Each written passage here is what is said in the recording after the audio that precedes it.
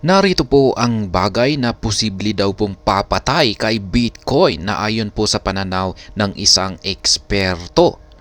Kung nangyari po ito ay mukhang marami ang malulugi sa mga investors ni Bitcoin.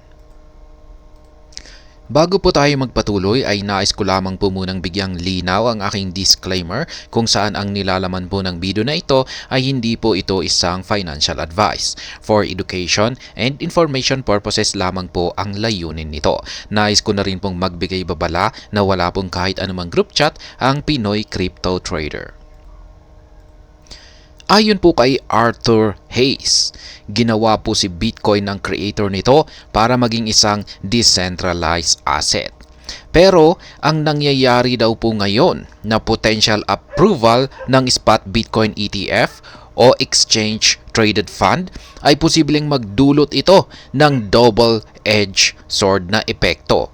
Ibig pong sabihin ay meron itong maganda at masamang epekto kay Bitcoin. Kapag na-approve po kasi ang spot Bitcoin ETF na ayon kay Arthur Hayes, ay posibleng mauwi ito sa hoarding, lalo na sa mga malalaking financial institution. Ang ilan lamang sa mga halimbawa ng mga malalaking financial institution na ito ay ang BlackRock at ang Fidelity. Ang nais i-point out dito ni Arthur Hayes ay kung sino ang may malalaking hawak. Kung sino ang may malalaking hawak na amount ng Bitcoin, ang siyang may kakayahang kontrolin ito. At kung meron na pong kumokontrol dito, ibig sabihin ay wala na po itong decentralization.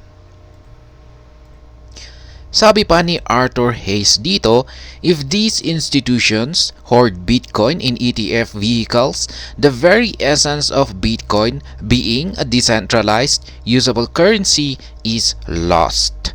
Ibig niyang sabihin, kapag ang mga malalaking financial institution na tulad ni BlackRock at Fidelity ay nag-hoard ng maraming mga Bitcoin sa mga ETF, tuluyan na pong mawawalan ang pagiging decentralized nito. At ang gamit po nito bilang isang digital currency ay mawawala. Sa madaling salita ay ito po ang siyang magiging sanhi sa pagkamatay ni Bitcoin.